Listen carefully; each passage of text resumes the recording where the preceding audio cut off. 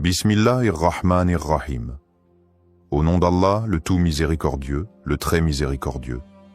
Assalamu alaykum wa rahmatullahi wa barakatuh. Que la paix, la miséricorde et les bénédictions d'Allah soient scatouées sur vous tous.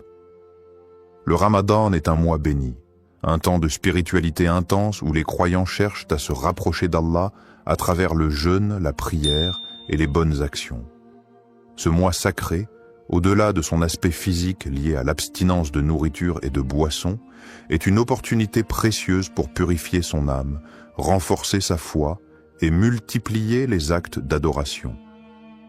Parmi ces actes, le dhikr, ou rappel d'Allah, occupe une place centrale.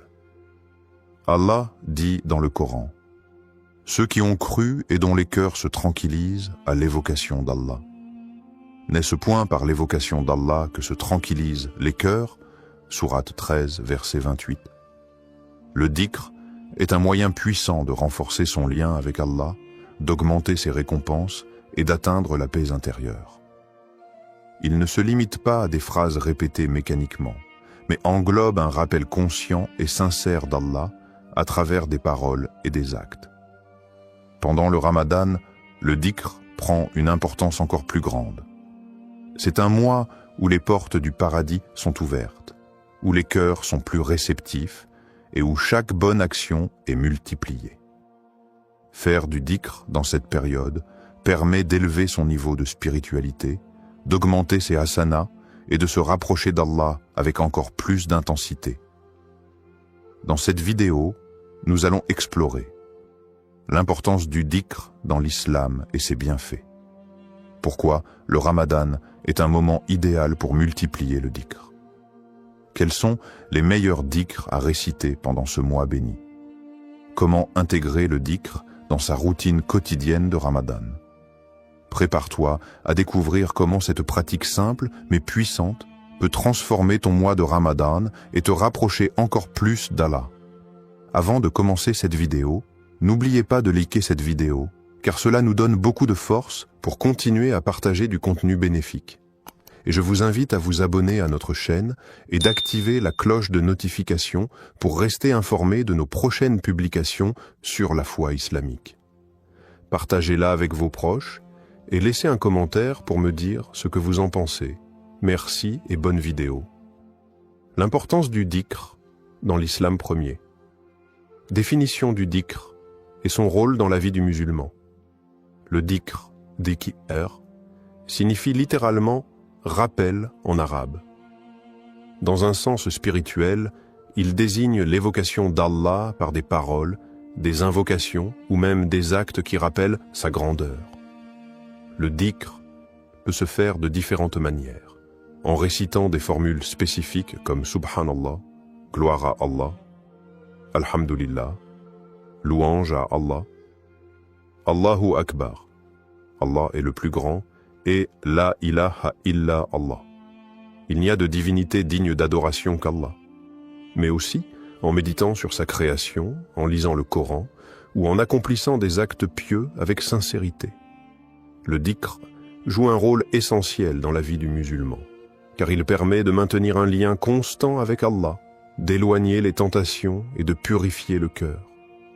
Il ne se limite pas à des moments précis de la journée, mais doit être intégré dans chaque instant de la vie.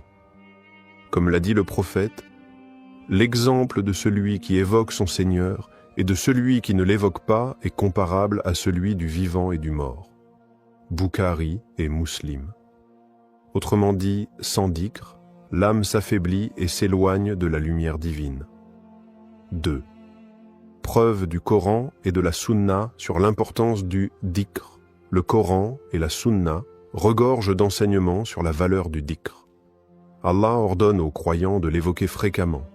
Ô vous qui avez cru, évoquez Allah d'une évocation abondante et glorifiez-le matin et soir. Sourate 33, 41 à 42.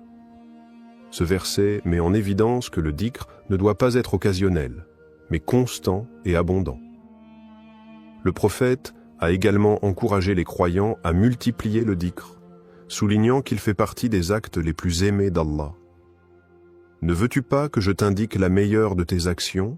Sourate 33, verset 41. Le prophète a également encouragé les croyants à multiplier le dhikr, soulignant qu'il fait partie des actes les plus aimés d'Allah. Ne veux-tu pas que je t'indique la meilleure de tes actions? Sourate 33, verset 41. la plus pure auprès de ton Seigneur, celle qui t'élève le plus en degrés, meilleure pour toi que de donner en aumône de l'or et de l'argent, et meilleure pour toi que de rencontrer ton ennemi et de lui trancher la tête ou qu'il te tranche la tienne. Non, ils dirent, bien sûr. Il dit, c'est l'évocation d'Allah. Ahmad, Tirmidhi, Ibn Majah. Ce hadith illustre à quel point le dhikr est un acte de piété immense, surpassant même le jihad et la charité en termes de récompense spirituelle. Troisième, les bienfaits du dhikr sur le cœur et l'âme. Le dhikr est un véritable remède pour le cœur et une source de sérénité pour l'âme. Parmi ses nombreux bienfaits, on peut citer « Il apaise le cœur et procure la tranquillité ». Allah dit « N'est-ce point par l'évocation d'Allah que se tranquillisent les cœurs » Sourate 13, 28. Dans un monde rempli de stress et d'angoisse, le dhikr est un refuge pour celui qui cherche la paix intérieure. Il éloigne le diable et renforce la foi. Le prophète a dit « Quand l'homme évoque Allah, le diable recule, mais lorsqu'il oublie de l'évoquer, le diable se met à le harceler. » Bukhari. Faire du dhikr régulièrement empêche Shaitan d'affaiblir notre foi et nous protège de ses insinuations. Il efface les péchés.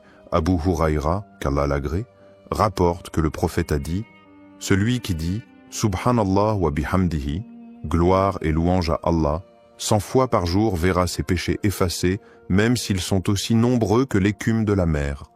Bukhari et Muslim. Cela montre que le dhikr est une porte vers le pardon et la miséricorde d'Allah. Il apporte des récompenses immenses et des degrés élevés au paradis. Le prophète a dit « Deux paroles légères sur la langue, mais lourdes dans la balance et aimées du tout miséricordieux. Subhanallah wa bihamdihi, Subhanallah al-Azim. » Bukhari et Muslim. Chaque fois qu'un croyant évoque Allah, il accumule des hasanas qui seront précieuses au jour du jugement. Conclusion. Le dhikr est un pilier fondamental de la spiritualité musulmane. Il nourrit l'âme, purifie le cœur et renforce la relation avec Allah. Le Coran et la Sunna insistent sur son importance, et ses bienfaits sont immenses. Paix intérieure, protection contre Shaitan, effacement des péchés et récompenses abondantes. En intégrant le dhikr dans notre quotidien, nous suivons la voie des pieux et nous remplissons nos cœurs de lumière. Pendant le Ramadan, cette pratique devient encore plus précieuse, car chaque acte d'adoration est multiplié. Dans la prochaine partie, nous verrons pourquoi le mois de Ramadan est le moment idéal pour multiplier le dhikr et comment en tirer le maximum de bénéfices. Pourquoi le Ramadan est un mois spécial pour le dhikr. Le mois de Ramadan est une période unique et bénie où les croyants redoublent d'efforts pour se rapprocher d'Allah à travers le jeûne, la prière, la lecture du Coran et les bonnes actions. Parmi ces actes d'adoration, le dhikr, rappel d'Allah, occupe une place centrale, car il permet d'exalter la grandeur d'Allah, de purifier l'âme et d'obtenir de multiples récompenses. Durant ce mois béni, chaque bonne action est démultipliée, et les cœurs sont plus réceptifs au rappel d'Allah. Le dhikr devient ainsi un moyen puissant d'optimiser son Ramadan et de renforcer sa relation avec le Créateur. Premier, le lien entre le Ramadan et le dhikr. Le Ramadan est un mois où le croyant est plus proche d'Allah grâce à l'intensification des actes d'adoration. Le jeûne lui-même est un rappel constant d'Allah, car il pousse le musulman à contrôler ses désirs, à se détacher des distractions du monde et à se concentrer sur son âme. Allah mentionne l'importance du dhikr après avoir prescrit le jeûne du Ramadan. Et pour que vous complétiez le nombre de jours prescrits et que vous proclamiez la grandeur d'Allah pour vous avoir guidé, afin que vous soyez reconnaissants. Sourate 2, 185. Ce verset nous montre que le but du Ramadan ne se limite pas au jeûne, mais inclut aussi le rappel d'Allah et la gratitude. C'est un moment où l'on doit élever son niveau de spiritualité par le dhikr, la prière et la méditation.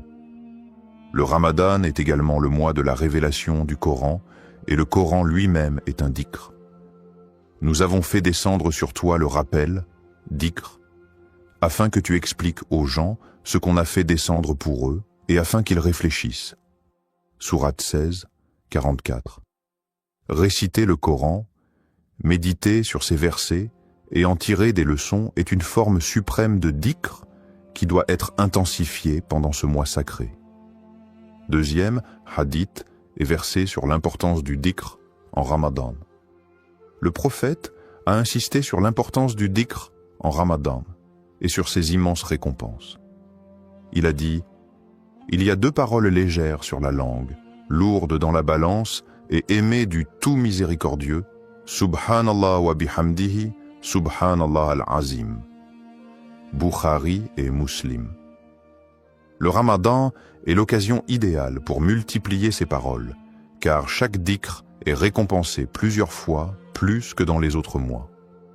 Le prophète a également mentionné que l'évocation d'Allah est l'un des actes les plus précieux durant ce mois. Lorsqu'on lui a demandé quels sont les meilleurs actes en Ramadan, il a répondu « accroître le dhikr d'Allah » Ibn Khuzayma. Un autre hadith illustre la valeur immense du dhikr. Le jeûneur a 2 moments de joie, lorsqu'il rompt son jeûne et lorsqu'il rencontre son Seigneur. Bukhari et Muslim. Le croyant qui passe son Ramadan en multipliant le dhikr ressentira une joie intense, non seulement en rompant son jeûne, mais aussi en rencontrant Allah le jour du jugement avec une balance remplie de rappels d'Allah. Troisième. L'impact spirituel du dhikr en période de jeûne. Le jeûne purifie le corps et l'âme, créant un état de spiritualité intense qui rend le cœur plus réceptif au dhikr. Voici 3 effets puissants du dhikr pendant le Ramadan. Il renforce la patience et la constance. Le Ramadan nous enseigne la sabr, patience, qui est une qualité essentielle pour atteindre la piété. Le dhikr aide à développer cette patience en nous rappelant que tout ce que nous faisons est pour Allah. Il éloigne Shaitan et purifie le cœur. Le prophète a dit « Satan circule dans le fils d'Adam comme le sang dans ses veines » Bukhari et Muslim. Mais en Ramadan, les diables sont enchaînés et les cœurs sont plus enclins à la spiritualité. C'est l'occasion parfaite pour remplir nos âmes de lumière et repousser définitivement les mauvaises habitudes grâce au dhikr. Il transforme les moments d'attente en adoration précieuse. Le Ramadan comporte de nombreux moments de silence et d'attente, avant la prière, pendant la préparation du ftour, pendant les trajets, etc. En remplaçant ces instants par le dhikr, chaque seconde devient une source de récompense immense. Conclusion. Le Ramadan est un mois béni où chaque bonne action est multipliée, et le dhikr est un moyen simple mais puissant de profiter de ces bénédictions. Il renforce la foi, apaise le cœur, efface les péchés et rapproche de la miséricorde d'Allah. Le prophète a dit « Celui qui jeûne le Ramadan avec foi et en espérant la récompense d'Allah verra ses péchés passer pardonnés. » Bukhari et Muslim. Pour atteindre cet objectif, il est essentiel d'intensifier le dhikr, car c'est l'une des clés du succès spirituel en ce mois sacré. Dans la prochaine partie, nous découvrirons quels sont les meilleurs dhikrs à réciter en Ramadan et comment les intégrer dans notre quotidien. Les meilleurs dhikrs à faire pendant le Ramadan. Le Ramadan est une période où chaque acte d'adoration est multiplié en récompense. Parmi les meilleures actions à faire durant ce mois béni, le dhikr, rappel d'Allah, occupe une place essentielle.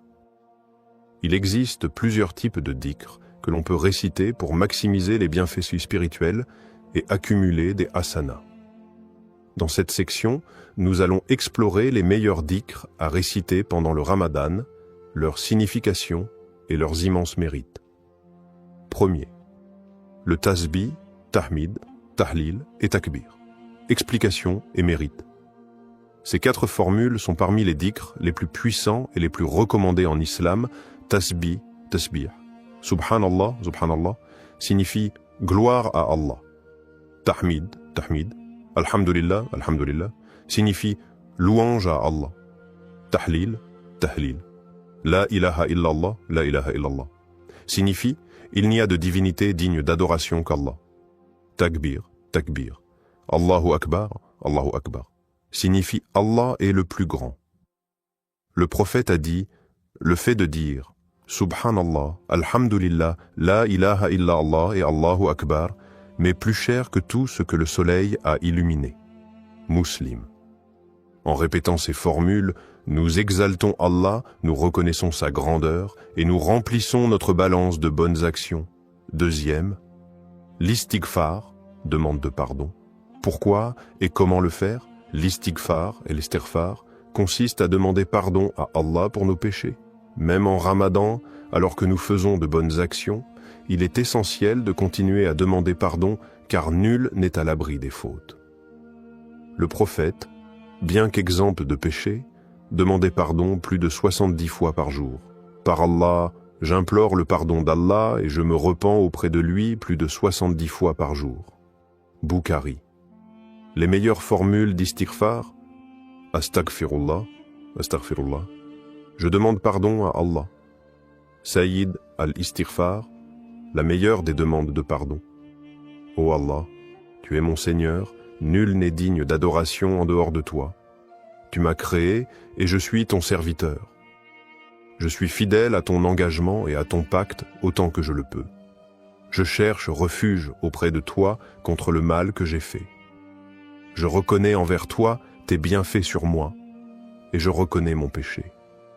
Pardonne-moi donc, car nul ne pardonne les péchés si ce n'est toi. Bukhari. L'istighfar efface les péchés et ouvre les portes de la miséricorde divine, ce qui est particulièrement important en Ramadan. Troisième. La salat à la Nabi, prière sur le prophète, et son importance. Envoyer des prières et des salutations sur le prophète est un dhikr qui apporte de nombreuses bénédictions. Allah dit dans le Coran, « Certes, Allah et ses anges prient sur le prophète.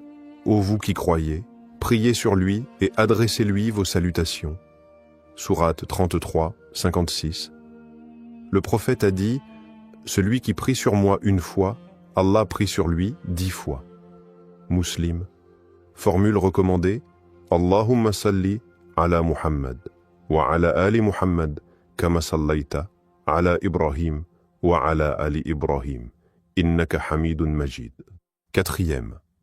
La shahada, témoignage de foi, et sa récompense le tahlil, la ilaha illallah, est la clé du paradis et le plus grand des dhikrs. Le prophète a dit, le meilleur des dhikrs est la ilaha illallah, Tirmidhi. Dire sincèrement la ilaha illallah en Ramadan renforce la foi, purifie le cœur et rapproche d'Allah. Cinquième. Le verset du trône, Ayat al-Kursi, et d'autres invocations coraniques, le verset du trône, Ayat al-Kursi, est l'un des versets les plus puissants du Coran. Allah, point de divinité, à part lui, le vivant, celui qui subsiste par lui-même. Sourate 2, 255. Le prophète a dit, « Celui qui récite Ayat al-Kursi, après chaque prière, rien ne l'empêche d'entrer au paradis, sauf la mort. » Nasaï. Autres versets et invocations recommandées en Ramadan. Les 3 dernières sourates du Coran, Al-Ikhlas, Al-Falaq, An-Nas. Protection contre le mal. La doua de Laylatul Qadr, Allahumma innaka afouun tuhibbul afwa fa'fu anni. Ô Allah, tu es pardonneur, tu aimes pardonner, alors pardonne-moi. 6. Différents moments où le dhikr est particulièrement recommandé en Ramadan. Avant l'iftar, le moment avant la rupture du jeûne est une période très précieuse pour faire des invocations et du dhikr. Après les prières obligatoires, le prophète recommandait de dire Subhanallah 33 fois, Alhamdulillah 33 fois et Allahu Akbar 34 fois après chaque prière. Pendant les prières nocturnes, Tarawih et Tahajjud. C'est un moment propice pour réciter des dhikrs et demander pardon. En marchant, en cuisinant, en attendant, transformer les moments morts en moments de rappel d'Allah. Avant de dormir, dire Ayat al-Kursi et les 3 dernières sourates du Coran pour la protection nocturne. Conclusion. Le dhikr est un trésor spirituel qui nous permet de multiplier les récompenses en Ramadan. Parmi les meilleurs dhikrs à réciter, on retrouve le tasbih, tahmid, tahlil et takbir pour glorifier Allah. L'istighfar pour obtenir le pardon d'Allah, la prière sur le prophète pour être béni par Allah, la shahada pour renforcer la foi, ayat al-Kursi et les sourates protectrices pour la protection et la bénédiction. En intégrant ces dhikrs dans notre quotidien en Ramadan, nous maximisons nos récompenses et renforçons notre connexion avec Allah. Dans la prochaine partie, nous verrons comment intégrer le dhikr dans sa routine quotidienne pendant le Ramadan afin d'en tirer le maximum de bénéfices. Comment intégrer le dhikr dans sa routine quotidienne en Ramadan? Le Ramadan est une occasion en or pour ancrer le dhikr dans notre quotidien et en faire une habitude durable. Pourtant, entre le jeûne, les prières et les obligations personnelles, il peut être difficile de garder une constance dans le rappel d'Allah. Voici des conseils pratiques pour intégrer le dhikr tout au long de la journée, en restant sincère et en maximisant les récompenses. Premier conseil pratique pour faire plus de dhikr dans la journée. Commencer et terminer sa journée avec le dhikr, réciter l'invocation du matin, Adkar as-Sabah, après le Fajr, et celle du soir, Adkar al-Masa, après le Maghrib. Lire Ayat al-Kursi et les 3 dernières sourates du Coran avant de dormir pour protection. Profiter des moments perdus pendant les trajets, voitures, bus, métro. Dire Subhanallah, Alhamdulillah, La ilaha illallah, Allahu Akbar. En cuisinant ou en préparant le ftour, écouter et répéter du dhikr. En attendant l'iftar, multiplier l'istighfar et invoquer Allah. Associer le dhikr aux actions du quotidien. Avant d'entrer aux toilettes, Bismillah, Allahumma inni a'udhu bika min al-khubuthi wal khaba'ith. Après avoir mangé, Alhamdulillah alladhi atamana wa saqana wa ja'alana muslimin. Avant de sortir de chez soi, Bismillah tawakkaltu ala Allah wa la hawla wa la quwwata illa billah. Deuxième. L'importance de la constance et de la sincérité. Le prophète nous a appris que le meilleur des actes est celui qui est fait régulièrement, même s'il est petit. L'action la plus aimée d'Allah est celle qui est régulière, même si elle est minime. Bukhari et Muslim. Comment être constant dans le dhikr? Fixer un objectif quotidien, 100 fois Subhanallah par jour.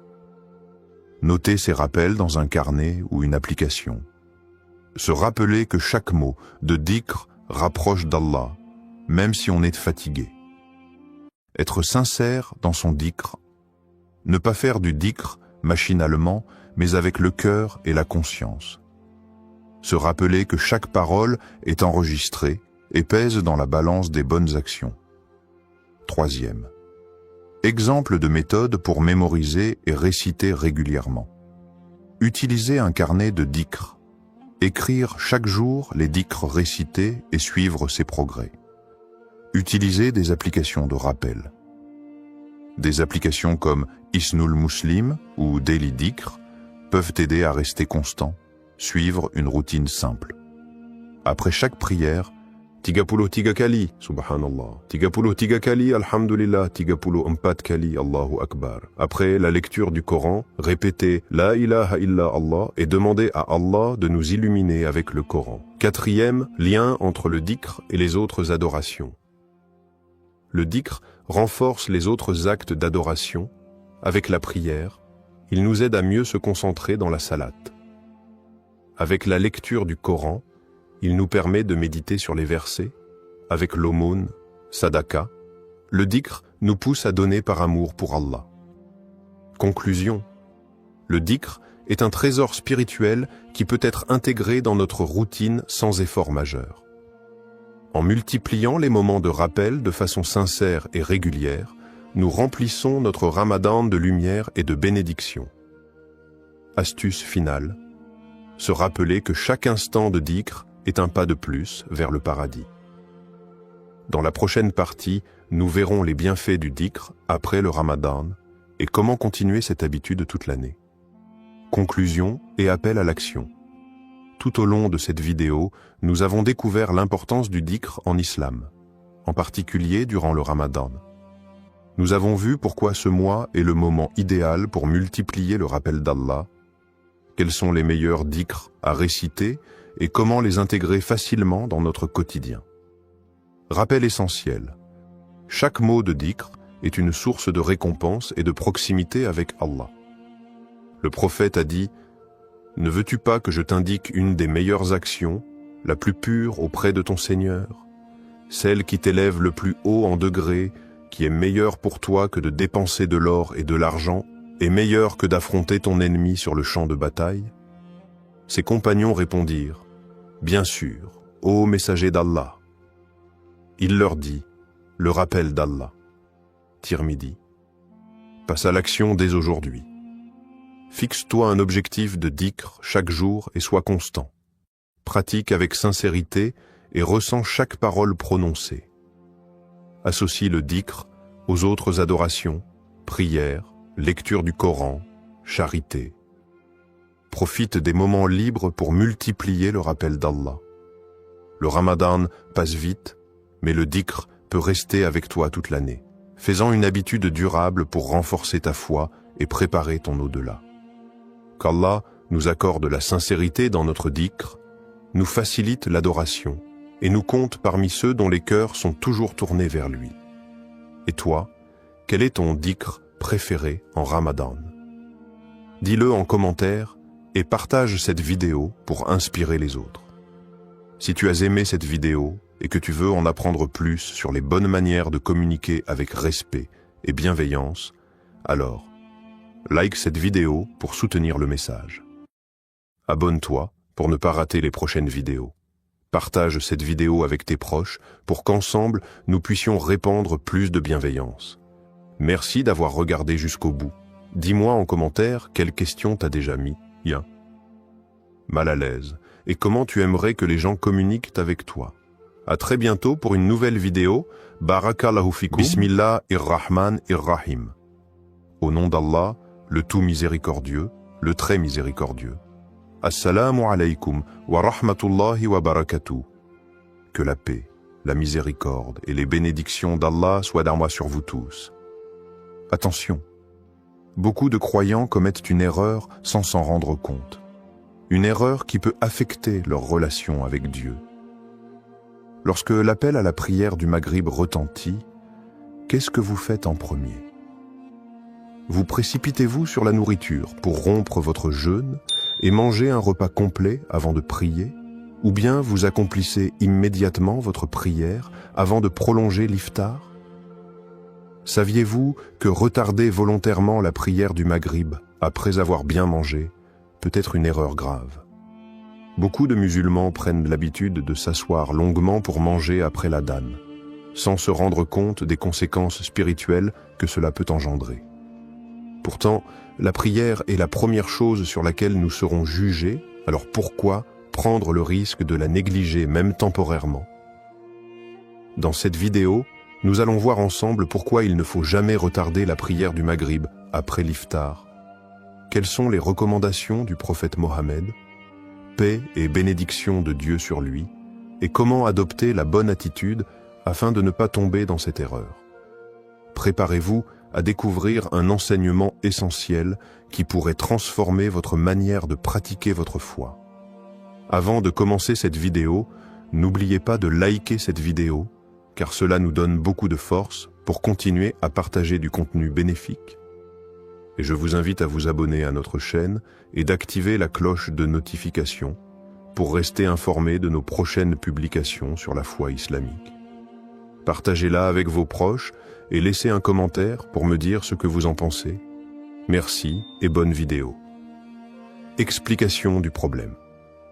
La prière du Maghrib est l'une des 5 prières obligatoires en islam. Elle marque la fin du jeûne quotidien pendant le mois de Ramadan et se situe à un moment clé de la journée, juste après le coucher du soleil.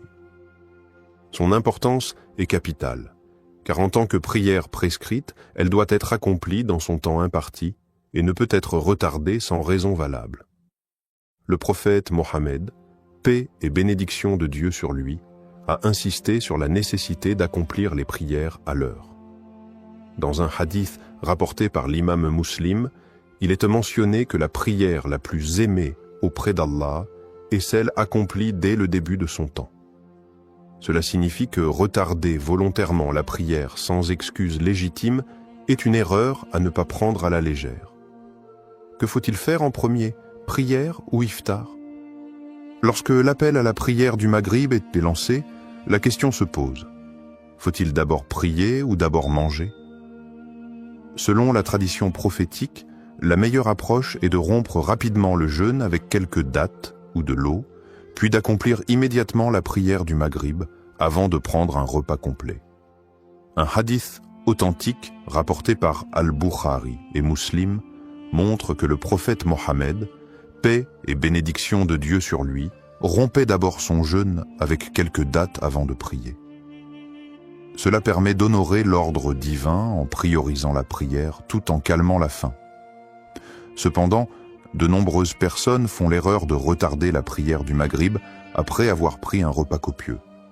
Elles s'installent à table, commencent par manger un repas complet, discutent en famille et prennent parfois même un dessert avant de se souvenir qu'elles doivent accomplir leur prière. Pourquoi certaines personnes retardent-elles la prière après avoir mangé? Plusieurs raisons expliquent pourquoi certains croyants repoussent la prière du Maghrib après l'iftar. L'habitude culturelle. Dans certaines familles et traditions, il est courant de faire un long repas dès l'iftar, en considérant la prière comme une action secondaire qui peut être accomplie plus tard. La faim intense. Après une journée entière de jeûne, beaucoup ressentent un besoin immédiat de manger et ont peur de ne pas avoir assez d'énergie pour prier. L'influence de l'environnement. Dans les grandes réunions familiales ou les repas collectifs, il peut être difficile de s'éloigner de la table pour accomplir sa prière à l'heure. Le confort après le repas. Après avoir bien mangé, on peut être pris d'une sensation de fatigue ou de lourdeur qui rend la prière plus difficile à accomplir avec concentration et sérénité. Les conséquences de cette habitude. Lorsqu'on prend l'habitude de retarder la prière après un long repas, plusieurs problèmes se posent. On risque d'oublier la prière en restant occupé avec le repas, les discussions et les distractions. L'esprit devient moins concentré après un repas copieux, ce qui diminue la qualité de la prière. On ne respecte pas l'enseignement prophétique qui encourage à prier dès que possible après la rupture du jeûne. Il est donc essentiel de revoir nos priorités. L'iftar est important, mais la prière du Maghrib doit toujours passer en premier après avoir rompu le jeûne rapidement. Les conséquences d'un retard volontaire. La prière est le pilier central de l'islam et doit être accomplie à l'heure prescrite. Dans le cas du Maghrib, il est crucial de comprendre pourquoi retarder volontairement cette prière après un long repas peut être une erreur grave aux yeux de Dieu. Premier, l'enseignement du prophète Mohammed, paix et bénédiction de Dieu sur lui. Le prophète Mohammed, paix et bénédiction de Dieu sur lui, a enseigné que la meilleure manière d'accomplir la prière est de la faire dès que l'appel à la prière est lancé. Il a dit « Les meilleures actions aux yeux d'Allah sont la prière faite à son heure, la bonté envers les parents et le combat dans le sentier d'Allah. » Rapporté par Al-Bukhari et Muslim. Concernant le Maghrib, il a été rapporté qu'il rompait son jeûne avec quelques dattes ou une gorgée d'eau, puis se levait immédiatement pour prier. Ce comportement est une sunna claire que les croyants doivent suivre pour éviter de tomber dans le piège du retard volontaire. 2. Les erreurs courantes commises durant le mois de Ramadan.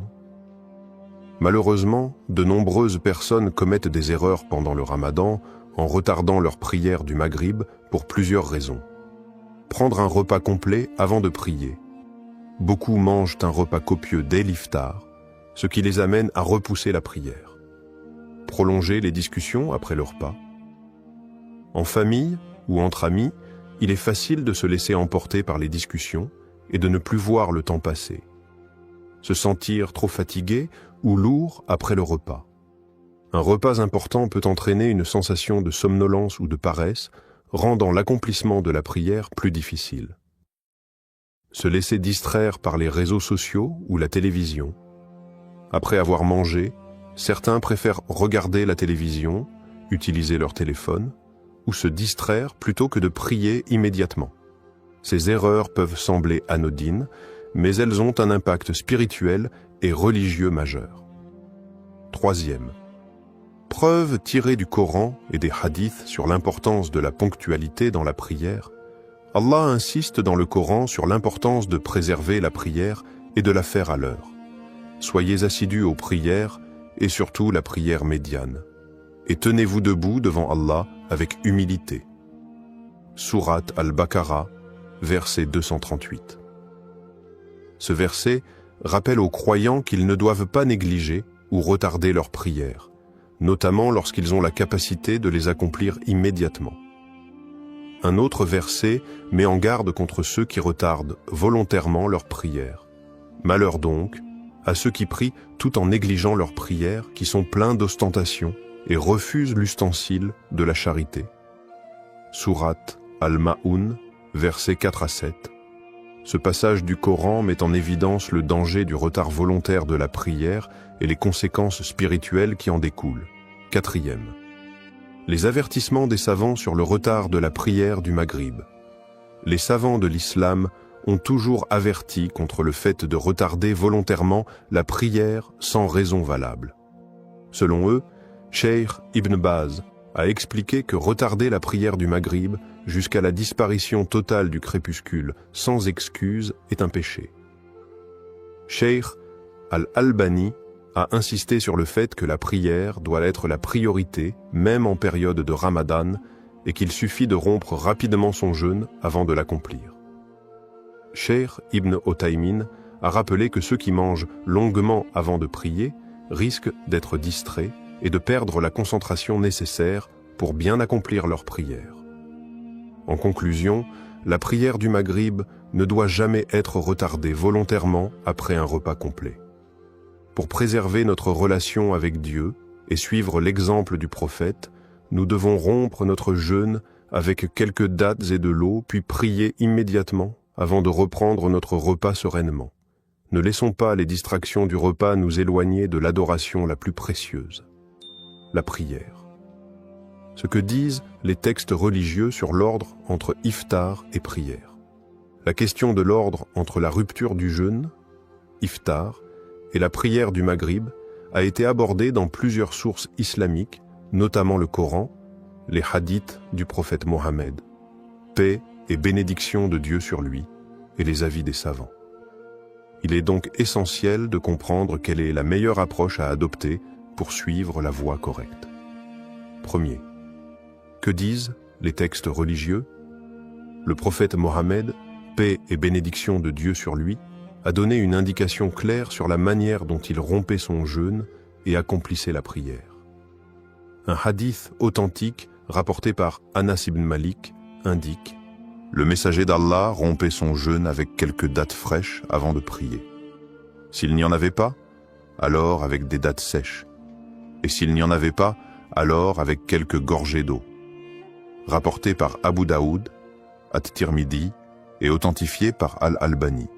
Ce hadith montre que le prophète ne prenait pas un repas complet avant de prier, mais se contentait d'une petite quantité de nourriture pour rompre le jeûne rapidement, puis accomplissait la prière du Maghrib avant de manger davantage. L'importance de prier à l'heure est également confirmée par un verset du Coran. Accomplis la prière au déclin du soleil jusqu'à l'obscurité de la nuit, et fais aussi la récitation du Coran à l'aube, car la récitation à l'aube a des témoins. Sourate Al-Isra, verset 78. Ce verset montre que chaque prière doit être accomplie à son heure spécifique, et le Maghrib ne fait pas exception. 2. L'exemple du prophète et des compagnons. Le comportement du prophète, paix et bénédiction de Dieu sur lui, était toujours équilibré et basé sur la modération. Il ne retardait pas la prière après un long repas, mais il ne priait pas non plus en étant affaibli par la faim. Ses compagnons suivaient également cette pratique. Ils rompaient leur jeûne rapidement, priaient le maghrib, puis prenaient le temps de bien manger par la suite. Cela leur permettait de combiner l'adoration et le bien-être du corps sans sacrifier l'un au profit de l'autre. Un autre hadith du prophète appuie cette approche. Les gens resteront sur la bonne voie tant qu'ils s'empresseront de rompre leur jeûne. Rapporté par Al-Bukhari et Muslim. Cela signifie qu'il est recommandé de ne pas retarder l'iftar, mais cela ne signifie pas qu'il faut prolonger le repas au point de retarder la prière. Troisième, réfutation des idées reçues sur le fait de trop retarder la prière. Certaines personnes pensent à tort que il est préférable de manger un repas complet avant de prier pour avoir de l'énergie. La prière peut être retardée tant qu'elle est faite avant l'Isha. Ces arguments ne sont pas fondés sur les enseignements du prophète.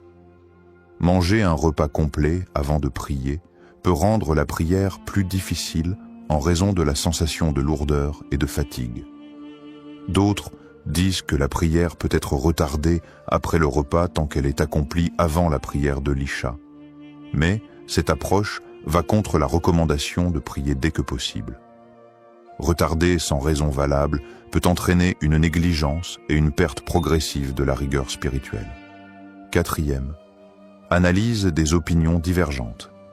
Il existe deux grandes approches concernant la question du maghrib et de l'iftar. Premier avis, rompre le jeûne avec quelques dattes et de l'eau, puis prier immédiatement. Cet avis est largement recommandé car il est basé sur la sunna du prophète et permet de préserver la priorité de la prière tout en calmant la faim.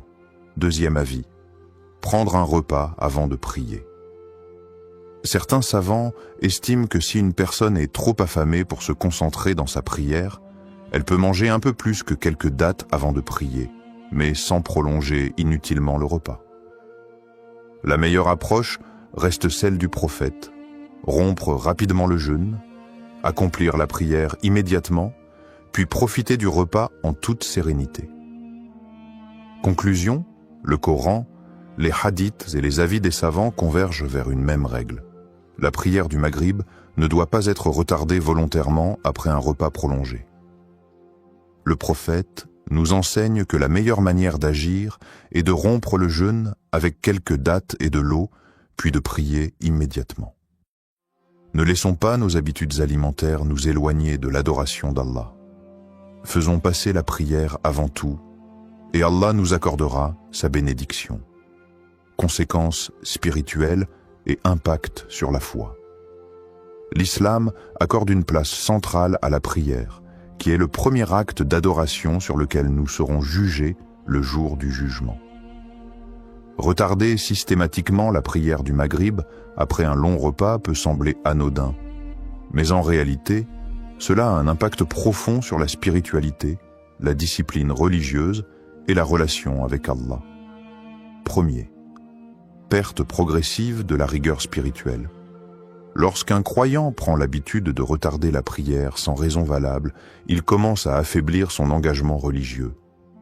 En effet, la prière est censée être une priorité absolue et non un simple rituel secondaire à caser dans son emploi du temps. Allah dit dans le Coran, « La prière a été prescrite aux croyants en des temps déterminés. » Sourate An-Nisa, verset 103.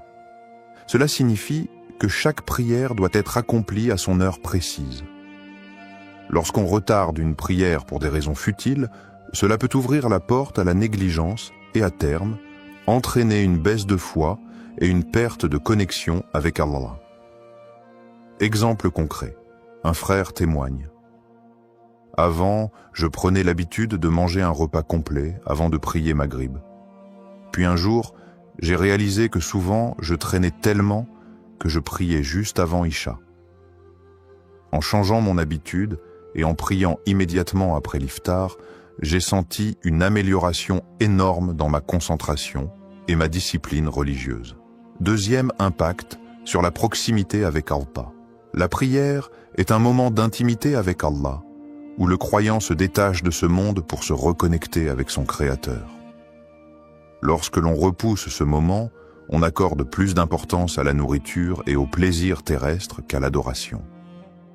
Le prophète Mohammed, paix et bénédiction de Dieu sur lui, a dit « La prière est la lumière du croyant », rapporté par Ahmad et At-Tabarani. En retardant volontairement la prière, on éloigne cette lumière de notre cœur, et avec le temps, cela peut créer une insensibilité spirituelle. Exemple concret, une sœur raconte « J'avais du mal à me sentir connecté dans mes prières. Un jour, j'ai décidé de prier Maghrib immédiatement après l'iftar, et j'ai remarqué que mon cœur était plus léger et que ma concentration s'améliorait. J'ai compris que retarder la prière m'éloignait inconsciemment d'Allah. » Troisième, le danger d'oublier ou d'abandonner la prière. Lorsque l'on commence à retarder une prière, on prend l'habitude de la minimiser et cela peut mener à l'oubli ou même à l'abandon progressif des obligations religieuses. Allah met en garde contre ce comportement. Malheur donc à ceux qui prient tout en négligeant leur prière. Sourate Al-Ma'un, versets 4 à 5. Ce verset montre que ceux qui négligent la prière sont en grand danger spirituel. Même si au début, on pense la rattraper plus tard, l'habitude de retarder peut affaiblir la foi jusqu'à ce que la prière devienne une corvée ou soit oubliée. Exemple concret. Un jeune homme témoigne « J'avais l'habitude de dire « je prierai après le repas ». Et puis je regardais mon téléphone, discutais avec mes amis, et avant même de m'en rendre compte, l'heure de l'Isha arrivait. Un jour, j'ai même complètement oublié de prier Maghrib. C'est là que j'ai compris que je devais changer. Quatrième Ramadan. Un mois pour rectifier ses habitudes. Le mois de Ramadan est une opportunité précieuse pour renforcer sa relation avec Allah et adopter de bonnes habitudes spirituelles. Si l'on ne fait pas de la prière une priorité en ce mois béni, alors quand le fera-t-on? Ô vous qui avez cru, le jeûne vous a été prescrit comme il l'a été à ceux qui vous ont précédés, afin que vous atteigniez la piété. Sourate Al-Baqarah, verset 183. Ce verset montre que le Ramadan est un mois de transformation spirituelle. C'est le moment idéal pour abandonner l'habitude de retarder la prière et revenir à la sunna du prophète. Conclusion. Retarder la prière du Maghrib après un long repas peut sembler anodin, mais c'est une habitude qui affaiblit la foi, éloigne d'Allah et peut mener à la négligence spirituelle. En prenant l'habitude de rompre le jeûne rapidement et de prier immédiatement après, on renforce sa discipline religieuse, sa connexion avec Allah et sa rigueur dans l'adoration. Faisons de la prière une priorité, surtout en ce mois béni, et ne laissons pas nos repas prendre le dessus sur notre foi. Conseils pratiques et solutions. Le Ramadan est une période où la discipline et l'organisation sont essentielles pour équilibrer les obligations religieuses et les besoins corporels. Voici quelques conseils pratiques pour gérer son iftar sans retarder la prière du Maghrib. 1. Rompre le jeûne avec modération et prier immédiatement. Le prophète Mohammed, paix et bénédiction de Dieu sur lui, nous a enseigné la meilleure façon de rompre le jeûne. Lorsque l'un de vous veut rompre son jeûne, qu'il le fasse avec des dattes, car elles sont une bénédiction. S'il n'en trouve pas, qu'il le fasse avec de l'eau, car elle est purificatrice. Hadith rapporté par At-Tirmidhi. Solution: mangez 2 à 3 dattes et buvez un verre d'eau immédiatement à l'adhan du Maghrib. Dirigez-vous directement vers la prière avant de prendre un repas plus copieux. Encouragez votre famille à adopter cette habitude pour éviter les retards. Pourquoi? Vous suivez la sunna du prophète. Vous évitez de trop manger, ce qui peut provoquer la paresse et retarder la prière. Vous accomplissez votre devoir religieux à l'heure, sans précipitation. 2. Préparer son repas à l'avance pour éviter le stress. L'un des principaux problèmes et le manque d'organisation qui pousse certaines personnes à retarder la prière pour cuisiner ou manger trop longuement. Solution: préparez le repas principal bien avant Maghrib pour éviter de perdre du temps après l'adhan. Optez pour des plats simples et digestes afin de faciliter la prière après le repas. Fixez un temps précis entre l'iftar et la prière pour éviter les distractions. Astuce: faites un planning hebdomadaire des repas du Ramadan pour ne pas être pris au dépourvu chaque jour. Troisième, instaurez une routine spirituelle durant le Ramadan. Le Ramadan est un mois de discipline et de spiritualité. Profitez-en pour renforcer votre lien avec Allah en donnant la priorité à la prière. Solution: planifiez votre soirée en fonction des prières et non en fonction du repas. Évitez les distractions après l'iftar, téléphone, télévision, pour rester concentré sur l'adoration. Impliquez toute la famille dans une routine religieuse.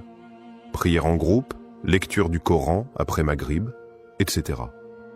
Astuce: mettez une alarme pour l'adhan du Maghrib afin de ne jamais perdre la notion du temps. Quatrième, trouvez un équilibre entre la nourriture et la spiritualité. Il est important de ne pas faire de l'iftar un moment d'excès, mais un temps équilibré où l'on nourrit à la fois le corps et l'âme. Solution: mangez en quantité raisonnable avant la prière pour éviter la lourdeur. Buvez suffisamment d'eau pour éviter la fatigue qui pourrait être une excuse pour retarder la prière.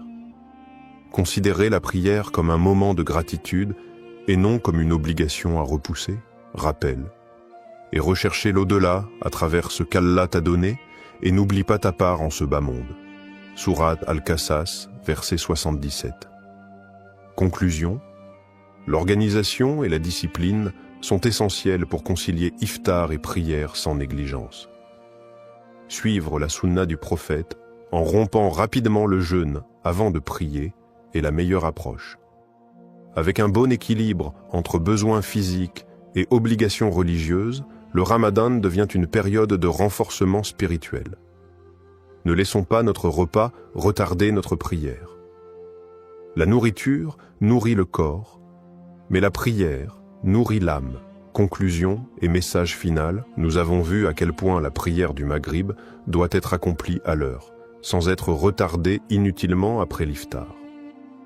Le prophète Mohammed, paix et bénédiction de Dieu sur lui, nous a enseigné l'équilibre parfait entre les obligations religieuses et les besoins corporels. Rappel des points essentiels: rompre le jeûne avec quelques dattes et de l'eau, puis prier immédiatement. Ne pas faire de l'iftar un moment d'excès qui entraîne la négligence de la prière.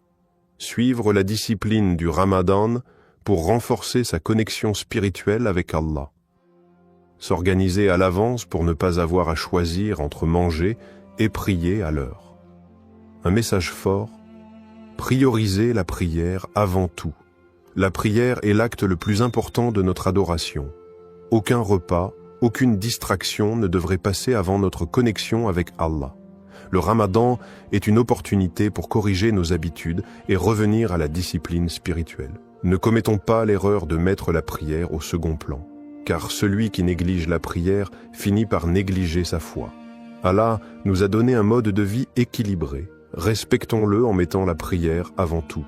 Sensibilisez et partagez le message. Si ce message vous a été bénéfique, partagez-le autour de vous. Ensemble, aidons nos proches à adopter les bonnes pratiques et à renforcer leur foi durant ce mois béni. Likez, commentez et partagez pour que cette parole atteigne un maximum de croyants. Invocation finale pour la motivation et la bénédiction, ô Allah. Aide-nous à préserver nos prières, à respecter leurs horaires et à nous rapprocher de toi durant ce mois béni. Accorde-nous la discipline et la foi pour faire de notre adoration une priorité. Amin. Que ce Ramadan soit un mois de transformation, de discipline et de bénédiction pour nous tous. Si tu as aimé cette vidéo et que tu veux en apprendre plus sur les bonnes manières de communiquer avec respect et bienveillance, alors, like cette vidéo pour soutenir le message. Abonne-toi pour ne pas rater les prochaines vidéos. Partage cette vidéo avec tes proches pour qu'ensemble, nous puissions répandre plus de bienveillance. Merci d'avoir regardé jusqu'au bout. Dis-moi en commentaire quelles questions t'as déjà mis et mal à l'aise et comment tu aimerais que les gens communiquent avec toi. À très bientôt pour une nouvelle vidéo. Barakallahu fikum. Adi.